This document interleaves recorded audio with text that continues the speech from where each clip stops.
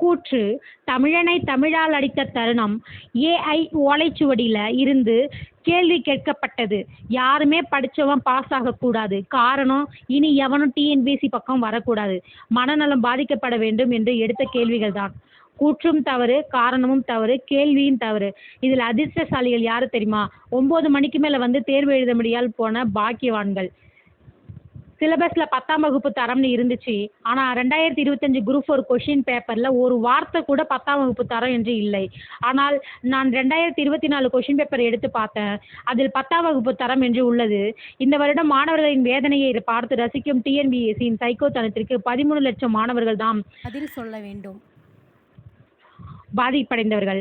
பெற்ற பட்டங்களை மீண்டும் அரசிடமே ஒப்படைத்து விடலாமா என்று நினைக்கிறேன். ஏனென்றால் அரசு அதிகாரி ஆவதற்கு எனக்கு எந்த தகுதியும் இல்லை.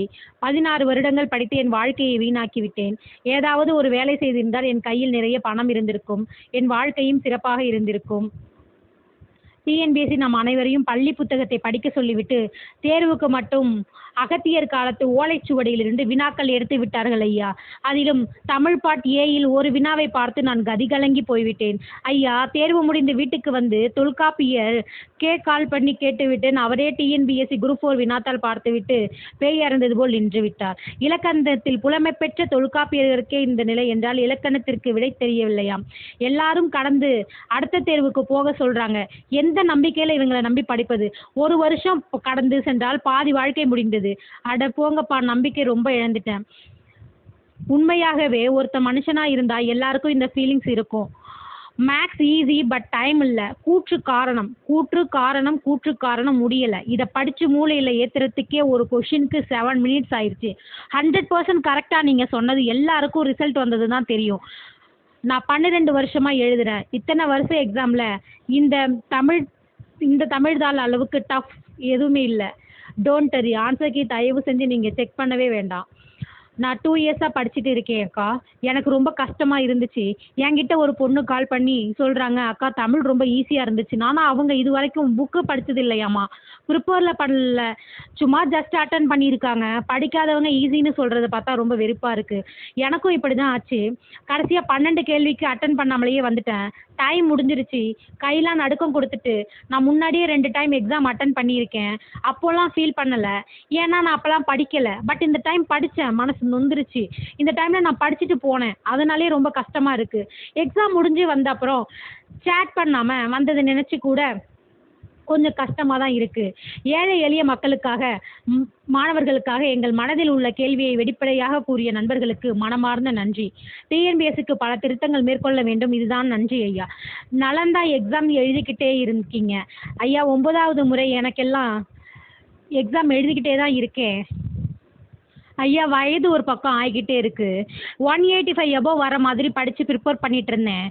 என் வாழ்க்கை போச்சு. பல முறை தப்பு நடந்துக்கிட்டு தான் இருக்குது. இதை 18 வருஷமாக சகிச்சுக்கிட்டு படிச்சுக்கிட்டே தான் இருக்கேன். பல வருடம் எவ்வளவு சிலபஸ் தான் மாற்றுவாங்க?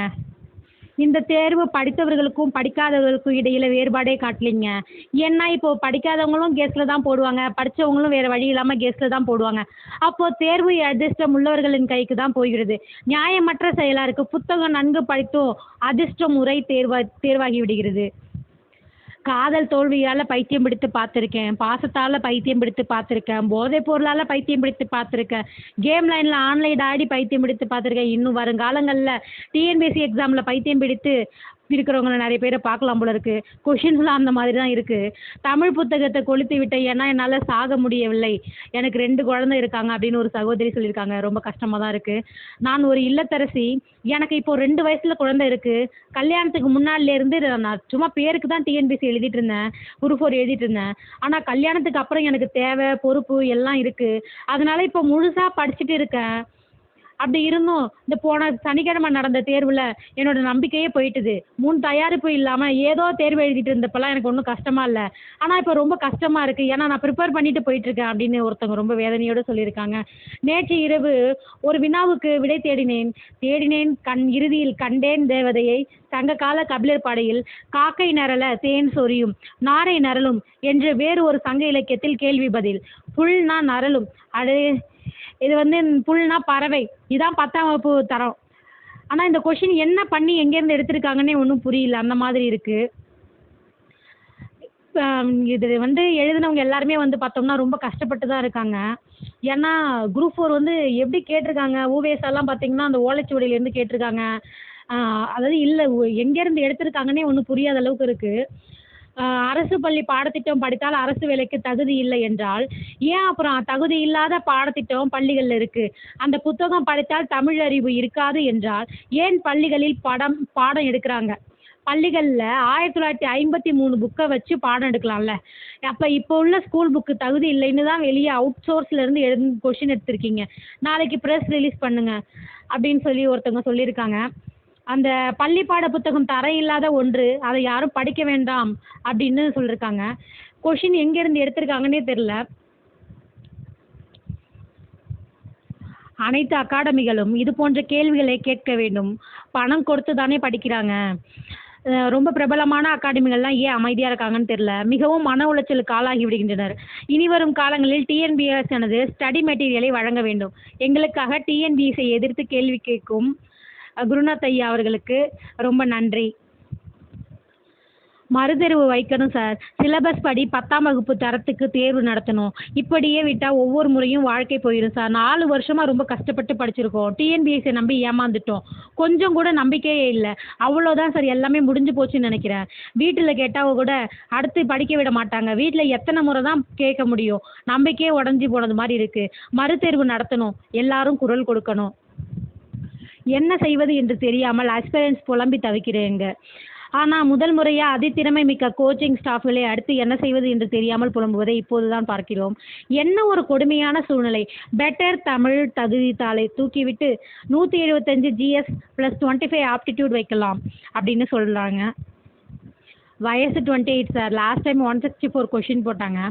இந்த டைம் 135. தூக்கமே வரல. இந்த வாய்ப்பு தான் கடைசின்னு தூங்காமல் படித்தேன். இப்படி பண்ணிட்டாங்க. நான் என்ன செய்ய போகிறேன்னு ஒன்றுமே புரியலை. வேக்கன்சி இன்க்ரீஸ் பண்ணுறது கண் துடைப்பு தான். எவ்வளவு கொடுத்தாலும் அதை விட மார்க் அடிப்படையில் தமிழ் 50 கேள்வி, ஜிஎஸ் ப்ளஸ் மேக்ஸ் 70 கேள்வியாக 120 கேள்வி இதற்கு மேல் எடுத்தால் அனைவருக்கும் வேலை கிடைக்க வேண்டும். ஏன்னா 6 to 12 படித்தவர்களின் நிலைமை என்ன ஆகுது? தமிழர்களுக்கே தமிழ் தேர்வு கடினமாகத்தான் இருந்துச்சு. 10ஆம் வகுப்பு தரம் என்று கூறிவிட்டு கேள்விகள் அங்கிருந்து எடுக்காமல் தவறு நடந்துள்ளது. அதற்கு உச்சநீதிமன்றம் அணுகி தீர்வு காண வேண்டும். ஆனால் தீர்வு கிடைப்பது கடினம். ஏன்னா சட்ட ரீதியாக நடக்குமா என்று தெரியவில்லை. 4 வருஷமாக படிக்கிறேன். தமிழ் படித்து வீழ்ந்தேன் என்று கூற வேண்டுமா என்று தெரியவில்லை. என்னிடம் பென்சில் வைத்து கொள்ளக்கூடாது என்று வாங்கி சென்றார்கள். ஆனால் தேர்வுத்தாள் தேர்வதற்கு முன்னாகவே குரூப் 2 டிஎன்பிஎஸ்சி குரூப் 4 மறுதேர்வு நடத்த தமிழக அரசுக்கு உத்தரவு பிறப்பிக்க வேண்டுமென தாவேக ஆனந்த் கோரிக்கை. தமிழ் வழியில் பயின்றவர்களின் வேலைவாய்ப்பை பறிக்கும் வகையில் டிஎன்பிஎஸ்சி குரூப் 4 தேர்வு உள்ளதாகவும் மறுதேர்வு நடத்த வேண்டும் என்றும் தாவேக பொதுச் செயலாளர் ஆனந்த் வலியுறுத்தியுள்ளார். டிஎன்பிஎஸ்சி குரூப் 4 தேர்வினை ரத்து செய்துவிட்டு மறுதேர்வு நடத்த வேண்டும் என்றும் தமிழ் வழியில் பயின்றவர்களின் வேலைவாய்ப்பை பறிக்கும் வகையில் குரூப் 4 தேர்வு உள்ளதாக தமிழக வெற்றி கழக பொதுச் செயலாளர் ஆனந்த் தெரிவித்துள்ளார். இது தொடர்பாக தாவேக பொதுச் செயலாளர் ஆனந்த் அவர்கள் தனது எக்ஸ் தள பதிவில் தமிழ் மொழி மீது அதிக அக்கறை கொண்டிருப்பது போல் காட்டிக்கொண்டு தமிழ் வழியில் பயின்ற ஏழை எளியவர்களுக்கான வேலைவாய்ப்பை மறைமுகமாக பறிக்கும் நடவடிக்கையை மேற்கொண்டு வரும் கபட நாடகம் நடக்கிறது. அரசுக்கு கண்டனம். தமிழ்நாடு அரசு பணியாளர் தேர்வாணையம் டிஎன்பிஎஸ்சி தமிழ்நாடு அரசில் கிராம நிர்வாக அலுவலர், இளநிலை உதவியாளர் உள்ளிட்ட 3395 காலி பணியிடங்களை நிரப்புவதற்கான தொகுதி 4 தேர்வினை கடந்த 12ஆம் தேதி நடத்தியது.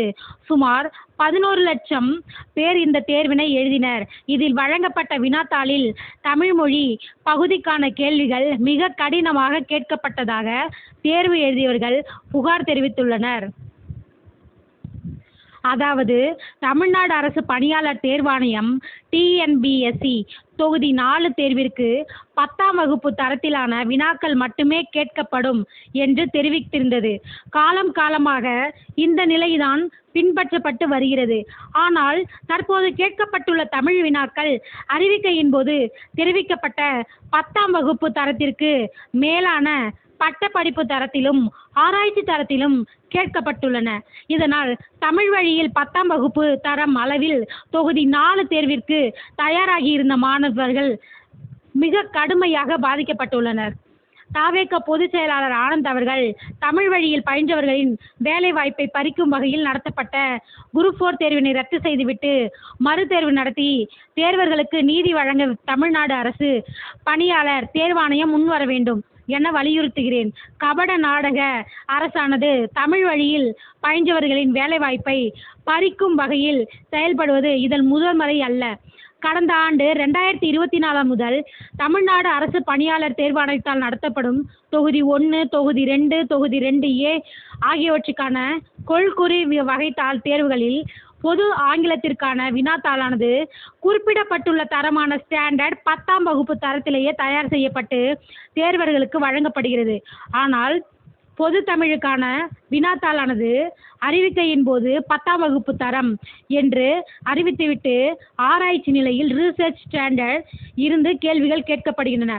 இந்த செயல்பாடானது தமிழ் வழியில் பயின்ற ஏழை எளிய மக்களுக்கான வேலை வாய்ப்பை மறைமுகமாக பறிக்கும் நடவடிக்கையே அன்றி வேறென்ன? தமிழ் மொழி மீது அதிக அக்கறை கொண்டிருப்பது போல் காட்டிக்கொண்டு தமிழ் வழியில் பயின்றவர்களின் வேலை வாய்ப்பை பறிக்க நினைக்கும் கபட நாடக ஆடும் அரசின் இந்த நடவடிக்கை வன்மையாக கண்டிக்கத்தக்கது. தங்களுக்கு அரசு பணி கிடைத்துவிடும் என்ற நம்பிக்கையில் கடினமாக உழைத்து படித்து தேர்வு எழுதிய லட்சக்கணக்கான தேர்வர்களை ஏமாற்றி அவர்களை மன உளைச்சலுக்கு ஆளாக்கி அதன் வாயிலாக லாபம் அடைய நினைக்கிறார்களா? தமிழக வெற்றி கழகம் இதை ஒருபோதும் அனுமதிக்காது. இனி வரும் காலத்தில் தமிழுக்கும் தமிழ் வழியில் பயின்ற ஏழை எளியவர்களுக்கும் உண்மையான முக்கியத்துவம் அளித்து தேர்வுகள் நடத்தி இளைஞர்களுக்கான வேலை வாய்ப்பினை உறுதி செய்ய வேண்டும் என எங்கள் கழக தலைவர் அவர்களின் ஒப்புதலுடன் வலியுறுத்துகிறேன் என்று பதிவிட்டுள்ளார். குரூப் 4 தேர்வில் தமிழ் பகுதி கடினமாக இருந்ததாக தேர்வர்கள் புகார் தெரிவித்துள்ளனர்.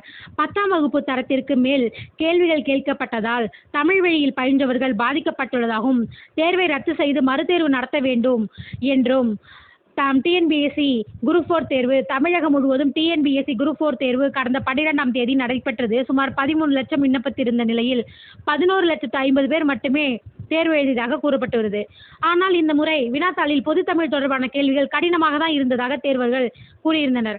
தமிழ் மொழி பகுதியில் பண்டைய ஓலைச்சுவடுகளில் இருந்தெல்லாம் கேள்விகள் கேட்கப்பட்டிருந்தது தேர்வர்களிடையே பெரும் அதிர்ச்சியை ஏற்படுத்தியது. இந்த நிலையில குரூப் 4 தேர்வை ரத்து செய்துவிட்டு மீண்டும் தேர்வு நடத்த வேண்டும் என சீமான் கூறியிருந்த நிலையிலும் தற்போது தாவேக பொதுச் செயலாளர் ஆனந்தர் திமுக மீது விமர்சனத்தை முன்வைத்து மறுதேர்வு நடத்த வேண்டும் என கோரிக்கை வைத்துள்ளார்.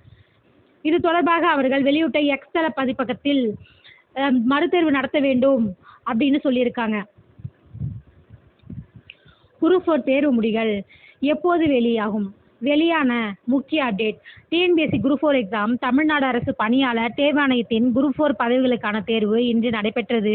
இத்தேர்வினை 13,89,738 விண்ணப்பதாரர்கள் தமிழ்நாட்டில் உள்ள அனைத்து மாவட்டங்களிலும் 4,922 தேர்வுக்கூடங்களில் எழுதினார்கள். 2025ஆம் ஆண்டிற்கான டிஎன்பிஎஸ்சி குரூப் 4 தேர்வு 3,935 காலி பணியிடங்களுக்கு தமிழ்நாடு முழுவதும் இன்று நடைபெற்றது.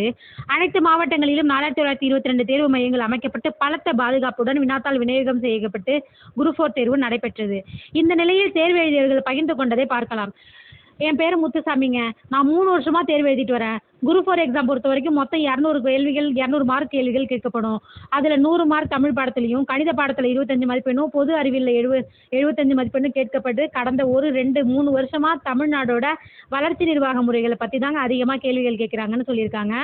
இந்த வருடம் கூட தமிழக அரசு சமீபத்தில் வெளியிட்ட பொருளாதார ஆய்வு அறிக்கையில் இருந்து கேள்விகள் கேட்கப்பட்டது. நாங்கள் எதிர்பார்த்தது பொது அறிவு தான். எங்களோட கட் ஆஃப் மார்க் குறையும்னு நினச்சோம். ஆனால் அதற்கு நேர்மாறாக நடந்திருக்கு. இந்த முறை தமிழில் கேள்விகள் கொஞ்சம் கஷ்டமாக தான் இருக்குது. குரூப் 2 விட குரூப் 4 தமிழ் கேள்விகள் ரொம்ப கடினமாக இருக்குது அப்படின்னு சொல்லியிருக்காங்க. கணக்கு பாடத்துகள் கேள்விகள் கஷ்டமாகவும் இருந்துச்சு, ஈஸியாகவும் இருந்துச்சு, கலவையாக இருந்துன்னு சொல்லலாம். மற்றபடி பொது அறிவு ஒரு அளவுக்கு யூகிக்கிற அளவு தான் இருந்துச்சு. தமிழில் கேள்விகள் ரொம்ப கஷ்டமாக இருந்துச்சு. இந்த முறை கட் ஆஃப் மார்க் குறைவதற்கு வாய்ப்பு இருக்கும் என்று நினைக்கிறேன் அப்படின்னு சொல்லியிருக்காங்க. இன்னொருத்தங்க என்ன சொல்லியிருக்காங்கன்னா, இதற்கு முந்தைய தேர்வுகள் எல்லாம் நேரடியான கேள்விகள் கேட்கப்படும். ஆனால் தற்போது நிறைய ஸ்டேட்மெண்ட் கேள்விகள் கேட்கப்படுகிறது. அதாவது ஏபிசி ஆப்ஷன் அந்த மாதிரிலாம் இல்லாமல் எந்த கூற்று சரி போன்ற பதில்கள் கொஞ்சம் குழப்பமடையும் வகையில் கேட்கப்பட்டிருக்கு. இது ஒரு விதத்தில் நல்லது தான் அப்படின்றாலும் ஏற்கனவே நீண்ட ஆண்டுகளாக படித்தவர்களுக்கு இது ரொம்ப எளிமையானதாக இருக்கும். எனவே நாம் படிக்கும்போதே நல்ல தெளிவாகவும் ஒவ்வொரு விஷயத்தையும் புரிந்து கொண்டு படிக்கணும் அப்படின்னு சொல்லியிருக்காங்க. இந்த நிலையில் தேர்வர்களுக்கு மகிழ்ச்சி அளிக்கும் விதமாக இன்னும் 3 மாதத்தில் வெளியாகும் என டிஎன்பிஎஸ்சி தலைவர் எஸ்.கே. பிரபாகரன் அவர்கள் தெரிவித்துள்ளார். ஆக மொத்தத்தில் நடந்த குரூப் 4 வந்து எல்லாருக்கும் ஒரு மனவேதனையாக தான் இருக்குதுன்னு சொல்கிறாங்க. கிடைத்த வேலையை விட்டு தன் லட்சியத்துக்காக எதையாவது சாதிக்க வேண்டும்னு எல்லார் மாதிரியும் நம்ம இருக்கக்கூடாதுன்னு இரவு பகல் பாராது கஷ்டப்பட்டு படித்து வீட்டில் திட்டு வாங்கி போனால் கவர்மெண்ட் வேலைக்கு தான் போவேன்னு இருக்கிற அஸ்பிரண்ட்ஸ்க்கு எத்தனையோ பேரோட கனவு தான் இந்த குரூப் 4. 3 வருஷம் போட்ட எஃபோர்ட்லாம் 3 ஹவர்ஸில் முடிஞ்சிருச்சுங்க. இனி யாரும் டிஎன்பிஎஸ்சி மட்டும் நம்பி படிக்க வேணாம், கிடைக்கிற வேலைக்கு போயிட்டே ட்ரை பண்ணுங்க அப்படின்னு சொல்லியிருக்காங்க. கவர்மெண்ட் நம்ம எல்லாரையும் வச்சு செஞ்ச மாதிரி தான் இருக்குது. நமக்கு விடை கிடைக்கும் வரை கவர்மெண்ட்டை நம்ம நான் இந்த எக்ஸாமுக்காக பல வருடங்களாக முயற்சித்தேன். டிஎன்பிஎஸ்சி சர்வதிகார போக்குடன் செயல்பட்டு என்னை மிகவும் மன உளைச்சலுக்கு ஆளாக்கி விட்டது. யார் பேசினா இவங்க கேட்பாங்க. காலி பணியிடங்கள் மிக சொற்ப அளவில் வெளியிடுகிறார்கள். அவர்கள் இஷ்டத்துக்கு கேள்வி எடுக்கிறாங்க. இந்த டிஎன்பிஎஸ்சி ப்ரிப்பேர் பண்ணி இவ்வளவு மன உளைச்சலுக்கு ஆளாவேன் என்று தெரிந்திருந்தால் இந்த துறைக்கே நான் வந்திருக்க மாட்டேன். இப்போ என்ன ஒரு சந்தேகம் எனக்கு அப்படின்னா, அடுத்த எக்ஸாமுக்கு எங்கேருந்து தான் படிக்கிறதுன்னு புரியல. மனசை தேர்த்திக்கிட்டு ஒரு பக்கம் புத்தகத்தை எடுத்து வச்சாலும் இதிலிருந்து கேள்வி வருமானு தோணுது. இவங்க எப்போ எங்கேருந்து எடுப்பாங்க, எந்த புக்கத்திலிருந்து எடுப்பாங்க, படித்தாலும் அடுத்த தடவை இந்த புக்கத்துலேருந்து தான் கேள்வி கேட்பாங்களா, இதிலேருந்து கேள்வி வருமானு ஒரே டவுட்டாக இருக்குது. படிக்கும்போது மனசு கொஞ்சம் பதிய மாட்டேங்குது. தேர்வான குரூப் 2 நினைத்தால் இன்னும் அச்சம் தான் வருது. ஏன்னா அந்த குரூப் 4 வந்து இவ்வளோ தமிழ் டஃப்பாக இருக்கும்போது குரூப் 2னா இன்னும் நினச்சி பார்க்கவே, ஏன்னா அது வந்து டிகிரி தரும், இது எஸ்எஸ்எல்சி தரும். இதுவே டிகிரி அளவுக்கு இருக்கும்போது அப்போ அது எந்த அளவுக்கு கேட்பாங்கன்னு யோசித்து பார்க்க முடியல. ஆனால் டிஎன்பிஎஸ்சி ஆணவமாக அவர்கள் வைத்தது தான் சட்டம் என்பது போல் செயல்படுகிறார்கள். நிச்சயம் இதற்கு அவர்கள் ஒரு நாள் தெளிவான விளக்கத்தை கொடுத்தே ஆக வேண்டும். 100% உண்மை. தேர்வு முடிந்த நாளில் இருந்து எவ்வளவு மன அழுத்தம் இருந்துச்சு என்று என்னால் சொல்ல முடியவில்லை. தாய்மொழி தமிழை படிக்க ஆர்வம் குறைந்து விட்டது. ஆனால் கடந்த குரூப் 2 மெயின்ஸ் தேர்விலும் இதே நிலை தான். அதை கடந்து அடுத்த தேர்வு எழுத மனசை தேர்ச்சிக்கிட்டு கொண்டு தான் இருந்தேன். 10ஆம் வகுப்பு தரம் என்று கூறிவிட்டு 1953ஆம் ஆண்டு தமிழ் பாதுகாப்பு சட்டம் கழகம் வெளியிட்ட புத்தகத்திலிருந்து கேள்வி எடுத்துள்ளது. 10ஆம் வகுப்பு தரம் என்றால் என்ன என்று டிஎன்பிஎஸ்சிக்கு தெரிந்து தான் எடுத்தாங்களான்னு தெரியல. 10ஆம் வகுப்பு தரம்னா என்ன, அது விளக்கம் தர வேண்டும் அண்ணா. இல்லை என்றால் வருகின்ற குரூப் 2 பாஸ் செய்வதே கடினமாகிவிடும் அண்ணா. மீண்டும் ஒரு முறை நன்றி அண்ணா மாணவர்களுக்காக பேசியதற்கு. ஒரு எக்ஸாமுக்கே மன உளைச்சலாக இருக்குது. ஆசிரியர்களே சுமார் 13 வருடங்களில் தகுதி தேர்வு 4 முறை தமிழ் தகுதி தேர்வு நியமன தேர்வு எழுதியும் வேலை போடவில்லை. இந்த கவர்மெண்ட் எங்களுடைய ஏஜ் அபவ் 40+ இன்னும் எங்களுக்கு எத்தனை தேர்வுகள், என் குழந்தைகள் முன்பும் உறவினர்கள் முன்பும் மிகவும் வெட்கப்பட்டு பெரும் மன உளைச்சலுக்கு ஆளாகியுள்ளோம். இதை பற்றி சற்று பேசவும். நாட்கள் 4ஆக கடந்து விட்டன. எத்தனையோ வினாக்கள் மட்டும்தான் மனதில் ஓடிக்கொண்டிருக்கின்றன. என்னை சுற்றி பலர் எழுப்பிய கேள்விகளுக்கு விடையாக இந்த தேர்வு அமையும் என்று நினைத்தால் மீண்டும் ஒரு வினாவாக தான் இந்த சமுதாயத்தில் என்னை நிறுத்தி வைக்கிறது இந்த தேர்வாணையம். பல நாள் தூக்கத்தை தொலைத்து படித்த எங்களுக்காக வினா எழுப்பிய உங்களுக்கு லட்சக்கணக்கான மாணவர்களின் சார்பாக நன்றியை தெரிவித்துக் கொள்கிறோம். இந்த தலைப்பை பற்றி பேசுறதுக்கு டிஎன்பிஎஸ்சி தேர்வராக குரூப் 4 தேர்வின் பிரச்சனையை தேர்வு எழுதிய தவிர வேறு யாருக்கும் புரியாது என்று நினைத்தேன். ஆனால் இந்த பிரச்சனையை நன்றாக புரிந்து கொண்டு நான் நிறைய பேர் ஆதரவளிக்கிறீர்கள், நன்றி. எத்தனை தடைகள் வந்தாலும் நம்ம தமிழர்கள் ஏறி மிதித்து போய்கிட்டே இருப்பாங்க. நம்ம தமிழனையும் அவங்க திறமையும் யாராலும் அசைக்க முடியாது. நான் ஒரு தமிழச்சி என்பதை கர்வத்துடன் பெருமையுடன் சொல்கிறேன். இதுவரை நடந்த எந்த குரூப் 4 தேர்வும் இது போன்று இல்லை. குரூப் 4 4 வருடமாக படிக்கிறேன். மிகவும் மன அழுத்தத்தில் உள்ளேன். வாழ்க்கையை வெறுத்துவிட்டது. எங்களின் உணர்வுகளை மதித்து எங்களுக்கு ஆதரவு தருவதற்கு நன்றி. தமிழ் இனி மெல்ல சாகும் என்பது சரிதான் போல. டிஎன்பிஎஸ்சியில் அவங்க எடுத்த கேள்விக்கு பதில் போட 1 வாரம் ஆகுது. ஆனால் நாங்கள் மட்டும் 3 மணி நேரத்தில் தமிழ் மற்றும் பொது அறிவு, இது மட்டும் இல்லாமல் திறனறிவு கணக்கு இதில் போட எங்களுக்கு போதுமான நேரம் இல்லை. இதில் அவங்க கேட்குற கேள்வி எங்கேருந்து கேட்குறாங்கன்னே தெரியல. அரசாங்கத்துக்கு யாரையும் வேலைக்கு எடுக்கணும் எண்ணம் இல்லை. எலெக்ஷன் வரதில்லை, சும்மா எக்ஸாம் வைக்கிற மாதிரி வைக்கிறோம் அப்படி இருக்கிற மாதிரி இருக்குது. குரூப் 2 எப்படி தான் கேட்க போகிறாங்க? பிச்சை எடுக்கிறவன் எப்போதும் பிச்சை தான் எடுக்கணும். அவங்க மட்டும் நல்லா சொகுசு காரில் போகணும். படிப்புக்கு மரியாதை இல்லை. எங்களுக்கு போதுமான மணி நேரம் இல்லை. இதில் அவங்க கேட்குறாங்க கேள்விலாம் எங்கேருந்து கேட்குறாங்கன்னு எங்களுக்கு தெரியல. இதை யாரும் கண்டுக்கவும் மாட்டாங்க. மறுதேர்வு வைக்கணும் சார். சிலபஸ் படி 10ஆம் வகுப்பு தரத்துக்கு தேர்வு நடத்த வேண்டும். இப்படியே இருந்தால் நாங்கள் எப்படி தான் வரது உள்ள 4 வருடம் சார் டிஎன்பிஎஸ்சியை நம்பி ஏமாந்துட்டோம். கொஞ்சம் கூட நம்பிக்கையே இல்லை சார். அவ்வளோதான் சார், எல்லாமே முடிஞ்சு போனது. வீட்டில் கேட்டால் கூட அடுத்து படிக்க விட மாட்றாங்க. வீட்டில் எத்தனை முறை தான் போய் கேட்குறது? மறுதேர்வு நடத்தணும் சார். 11 லட்சம் பேர் ஸ்டூடெண்ட்ஸு, 4000 வேக்கண்ட்டு, 1000 பேருக்கு 3 அல்லது 4 பேர் தான் செலக்ட் ஆக முடியும். டிகிரி முடிச்சுட்டு 10ஆம் வகுப்பு +2 சிலபஸ் மட்டுமே 5 வருஷமாக டிஎன்பிஎஸ்சி எக்ஸாமுக்கு ப்ரிப்பேர் பண்ணி கோச்சிங் சென்டரில் பணத்தை கட்டி டிகிரிலையும் மறந்து போய் வேறு வேலை கிடைக்காம மைக்ரோ ஃபினான்ஸில் கலெக்ஷன் வேலை பார்த்துட்ருக்கு. இவ்வளோ கஷ்டப்பட்டு இந்த தேர்வு எழுதியிருக்கோம். டிஎன்பிஎஸ்சியில் யாரையோ திருப்திப்படுத்த இப்படி கஷ்டமான கேள்விகளை எடுத்து கேட்டுட்டு இருக்காங்க. படிப்பவர்கள் வாயில்லா பூச்சி, எதுவும் எடுத்து கேட்க மாட்டாங்க அப்படின்னு நினைக்கிறாங்களா என்னன்னு தெரியல. தெய்வமே, என்ன சொல்கிறதுனே தெரியல. உண்மையில் கடந்த ஆட்சியில் மிகவும் சிறப்பாக நடந்தது. என்னை போன்ற எளிய மகன் ஒரு அரசு வேலைக்குன்னு கனவு. ஒரு முறை தேர்வில் வேலை கிடைக்காவிட்டால் 3 ஆண்டுகள் வேஸ்ட் ஆகிறோம். தமிழக அரசியல் தலைவர்கள் எங்களுக்கு உதவி பண்ணுங்க உங்கள் குரல் மூலம். இது டிஎன்பிஎஸ்சி படிக்கும் மாணவர்களின் வாழ்க்கை. அண்ணா, டிஎன்பிஎஸ்சி தேர்வுகள் படிக்கும் மாணவர்கள் ஆதரவாக காணொளி போட்டு இவர்களெல்லாம் என்ன எப்படி கொஷின் எடுக்க போகிறாங்க, என்ன பண்ண போகிறாங்க ஒன்றுமே புரியலை. ஒரு கொஷின் கேட்டிருந்தாங்க, ஓலக்கம் தெரியுமா? டிஎன்பிஎஸ்சி குரூப் 4 தேர்வில் தேர்வர்களை குழப்பிய கேள்வி இதுதான். இதுக்கு அர்த்தம் தான் என்ன? தமிழ்நாடு முழுவதும் இன்று டிஎன்பிஎஸ்சி குரூப் 4 தேர்வு மையமாக நடந்து முடிந்தது. இந்த தேர்வில் ஓலக்கம் என்னும் சொல்லின் வேர் சொல்லை கண்டறிக என்று கேட்கப்பட்டிருந்த கேள்வி தேர்வர்களை குழப்பியது. இந்த ஓலக்கம் என்பதன் அர்த்தம் என்ன என்பது பற்றி இங்கு பார்க்கலாம். தமிழ்நாட்டில் இந்த டிஎன்பிஎஸ்சி குரூப் 4 தேர்வு நடந்தது. மாநிலத்தில் காலியாக உள்ள கிராம நிர்வாக அலுவலர், இளைநிலை உதவியாளர் உட்பட 3935 காலி பணியிடங்களுக்கு இந்த தேர்வு நடத்தப்பட்டுச்சு. தேர்வுக்கு மொத்தம் 13,83,000 பேருக்கு ஹால் டிக்கெட் வெளியிடப்பட்டது. இன்று காலை 9:30 மணியிலிருந்து மதியம் 12:30 மணிக்கும் தேர்வு முடிஞ்சது. இந்த நிலையில் குரூப் 4 தேர்வில் ஒரு கேள்வியில் பல தேர்வர்கள் குழம்பி போயினர். அதாவது, ஓலக்கம் என்னும் சொல்லின் வேர் சொல்லை கண்டறிக என்று ஒரு கேள்வி கேட்கப்பட்டிருந்தது. அதற்கு ஆப்ஷன் ஏ ஓல், ஆப்ஷன் பி ஓலம், ஆப்ஷன் சி ஓலகம், ஆப்ஷன் டி ஓட்டோலகம், விடை தெரியவில்லை என்ற ஆப்ஷன்கள் வழங்கப்பட்டிருந்தது.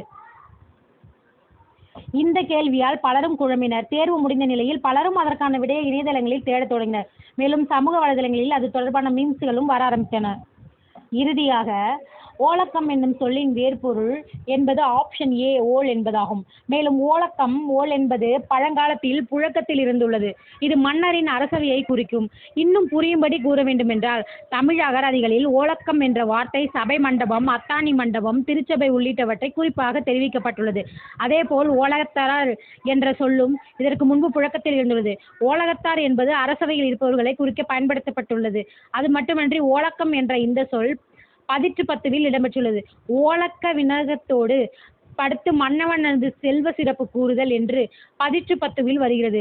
அதன் அர்த்தம் என்னவென்றால், மன்னன் ஓலக்க இருக்கையில் அமைந்து சிறப்பு கூறுதல் ஆகும். குரூப் 4 தேர்வில் குளறுபடி, மறுதேர்வு நடத்த வேண்டும் சீமான் கோரிக்கை. குரூப் 4 தேர்வில் ஏற்பட்டுள்ள குளறுபடிக்கு தமிழ்நாடு அரசே பொறுப்பேற்க வேண்டும். தமிழ் மொழி வினாக்கள் மிக கடினமானதாக வேண்டுமென்றே உருவாக்கப்பட்டுள்ளது என்று சந்தேகிக்க தோன்றுகின்றது. நாம் தமிழர் கட்சி தலைமை ஒருங்கிணைப்பாளர் சீமான் வெளியிட்டுள்ள அறிக்கையில் குறிப்பதாவது, தமிழ்நாடு அரசு பணியாளர் தேர்வாணையம் நடத்திய தொகுதி 4 தேர்வு வினாத்தாளில் தமிழ் மொழி குறித்த பெரும்பாலான கேள்விகள் தேர்வு பாடப்படத்திற்கு மிக கடினமான கேள்விகளாக இடம்பெற்றதால் தேர்வர்கள் பெரும் அதிர்ச்சி அடைந்துள்ளனர். திமுக அரசு பொறுப்பேற்ற பிறகு அரசு பணியாளர் தேர்வாணையம் தொடர்ந்து அலட்சியமாக செயல்பட்டு தேர்வர்களின் எதிர்காலத்தோடு விளையாடுவது வன்மையான கண்டிக்கத்தக்கது. தமிழ்நாடு அரசில் 3935 காலி பணியிடங்களை நிரப்புவதற்காக தொகுதி 4 தேர்வினை ஏறத்தாழ 11,50,000 மாணவர்கள் தேர்வு எழுதியிருந்த நிலையில், வினாத்தாளில் ஆங்கில மொழி பகுதி வினாக்கள் எளிதாகவும் தமிழ் மொழி பகுதி வினாக்கள் கடினமாகவும் இருந்ததால் தேர்வர்கள் பெரும் மன உளைச்சலுக்கு ஆளாகியுள்ளனர். குறிப்பாக தமிழ் மொழி பகுதியில் பண்டைய ஓலைச்சுவடிகளில் இருந்தெல்லாம் கேள்விகள் கேட்கப்பட்டிருப்பது தேர்வர்களிடையே பெரும் அதிர்ச்சியை ஏற்படுத்தியுள்ளது. தமிழில் முனைவர் பட்டம் பெற்றவர்கள் கூட தேர்ச்சி அடைய முடியாத அளவிற்கு கடினமான வினாக்கள் தமிழ் மொழி பகுதியில் இடம்பெற்றுள்ளன நிலையில், ஆங்கில பகுதி வினாக்கள் எளிதானதாக இடம்பெற்றுள்ளது. தேர்வின் சமநிலையை முற்றாக சீர்குலைத்தது. இதனால் அரசு வேலை கனவோடு இரவு பகலாக கண் தூங்காது படித்து கடின உழைப்பினை செலுத்திய தமிழீழம் தலைமுறை பிள்ளைகளின் எதிர்காலம் இருளாகி மிகுந்த ஏமாற்றத்திற்கு ஆளாகியுள்ளனர். இதுதான் திராவிட மாடல் திமுக அரசு தமிழ் வழியில் படித்தவர்களுக்கு அரசு பணியில் முன்னுரை வழங்கும் முறையா? இதுதான் தமிழ் மொழிக்கு அளிக்கும் முக்கியத்துவமா? இதன் மூலம் தமிழ் வழியில் பயின்ற தேர்வர்களை போட்டியில் இருந்து வெளியேற்றும் சூழ்ச்சி வெட்ட வெளிச்சமாகிறது. அரசு பணியாளர் தேர்வில் மிக பெரிய முறைகேடுகளை செய்வதற்காகவே தொகுதி போர் தேர்வில் பாடத்திட்டத்திற்கு அப்பால் இருந்து கேள்விகள் கேட்கப்பட்டு தமிழ் மொழி வினாக்கள் மிகவும் கடினமானதாக வேண்டுமென்றே உருவாக்கப்பட்டுள்ளது என்று சந்தேகிக்க தோன்றுகிறது. ஆகவே குரூப் 4 தேர்வில் ஏற்பட்டுள்ள குளறுபடிகளுக்கு தமிழ்நாடு அரசே பொறுப்பேற்க வேண்டும். தேர்வின் சமநிலை மற்றும் நடுநிலை தன்மையை காக்கும் பொருட்டு நடந்து முடிந்த குரூப் 4 தேர்வினை ரத்து செய்துவிட்டு விரைவில் மறுதேர்வு நடத்த வேண்டும் என்று வலியுறுத்துகிறேன். மேலும் எதிர்காலத்தில் எந்த ஒரு அரசு பணியாளரும் தேர்வில் இதுபோன்ற குளறுபடிகள் மீண்டும் ஏற்படா வண்ணம் மிக கவனமாக செயல்பட வேண்டும் என்று தமிழ்நாடு அரசு பணியாளர் தேர்வாணையத்தையே கேட்டுக்கொள்கிறேன் அப்படின்னு சொல்லியிருக்காங்க. பார்த்தோன்னா இதில் நிறைய பேர் இருக்கிற வேலையை விட்டுட்டு எப்படியாவது இந்த குரூப் 4 எக்ஸாமில் படித்து உள்ளே போயிடலான்னு சொல்லிட்டு நிறைய பேர் இரவு பகல் தூங்காமல் ஒரு கோச்சிங் சென்டரில் சேர்ந்துக்கிட்டு லைப்ரரியிலலாம் படிச்சுக்கிட்டு வாழ்ந்த நிறைய மாணவர்களுடைய நம்பிக்கையை இந்த டிஎன்பிஎஸ்சி ஒரு கேள்விக்குறி ஆக்கியிருக்கு. ஏன்னா கொஷின்லாம் அப்படி இருக்குது, எங்கேருந்து எடுத்திருக்காங்கன்னே கண்டுபிடிக்க முடியல. சரி, இப்போ அடுத்த சிலபஸ் இப்போ கொடுத்துருக்காங்க குரூப் 2 எக்ஸாமுக்கும் படிக்கவும் ரொம்ப பயமாக இருக்குது. இதை நினச்சிக்கிட்டே இருக்க வேண்டியதாக இருக்குது. ஏன்னா சிலபஸில் தான் நம்ம இருந்து படிக்கிறோம், அவங்க எங்கேருந்து கொஷின் கேட்பாங்கன்னு தெரில. ஏன்னா இப்போ குரூப் 4ஏ பார்த்தோம்னா எஸ்எஸ்எல்சி ஸ்டாண்டர்ட் தரம்னு சொல்லிட்டாங்க. அப்படி சொல்லியும் ஆனால் கொஷின் எடுத்திருக்கிறதெல்லாம் பார்த்தோம்னா ஒரு டிகிரி முடிச்சிட அளவுக்கு தான் அந்த மாதிரி எடுத்திருக்காங்க. அப்போது அவங்களாலேயே ஆன்சர் பண்ண முடியாத அளவுக்கு தான் எடுத்திருக்காங்கன்னே சொல்லலாம். அப்போ குரூப் 2லாம் பார்த்தோம்னா பட்டப்படிப்பு படித்தவங்களுக்கான எக்ஸாமு. அப்போ அதில் எப்படி கொஷின் எடுப்பாங்க அப்படின்னு ஒரு முடிவுக்கே வர முடியல. அடுத்து என்ன படிக்க போகிறோம், என்ன சிலபஸ் படிக்கிறது அப்படின்னு ஒரு புரியாத மனநிலைமையில தான் இருக்கும். ஆனால் டிஎன்பிஎஸ்சி சைட்லேருந்து என்ன சொல்கிறாங்கன்னா, எஸ்எஸ்எல்சி படித்தவங்க மட்டும் இந்த எக்ஸாம் எழுதலை, பிஹெச்டி வரைக்கும் படித்தவங்களாம் எழுதுகிறாங்க. அதனால பார்த்தோம்னா அதிகமாக படிச்சிருக்கவங்களும் அவங்களுடைய திறமையை யூஸ் பண்ணி அந்த மாதிரி இவங்க அந்த டிஎன்பிஎஸ்சி சைட்லேருந்து சொல்கிறாங்க. இப்போ குரூப் சொல்லிட்டாங்க குரூப் 4னாலே எஸ்எஸ்எல்சி தரம் தான் சொல்லியிருக்காங்க. அப்போ நிறைய மாணவர்களுடைய வாழ்க்கையை ரொம்ப கேள்விக்குறியாக இருக்குது. இதில் உங்களோட கருத்து என்னன்னு கமெண்ட் பண்ணுங்கள். நம்ம சேனலுக்கு ஆதரவு அளிங்க. தேங்க்யூ ஃபார் வாட்சிங் திஸ் சேனல். நன்றி.